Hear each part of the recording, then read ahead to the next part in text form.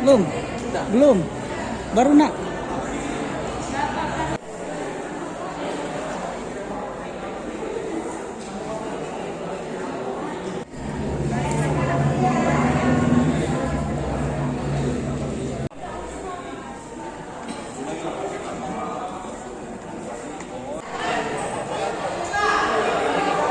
Cek kolesterol, gula darah.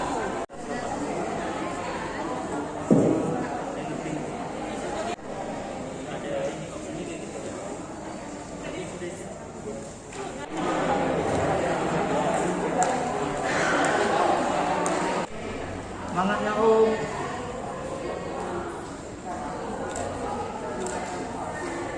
Bu, bisa jelaskan Bu mengenai vaksinasi wartawan ini Bu? Ya, hari ini di 16 Maret 2021 diadakan pelayanan publik terhadap wartawan dan jumlah sasaran yang ada hari ini berjumlah 100 orang. Kita buat sasarannya dan alhamdulillah tercapai.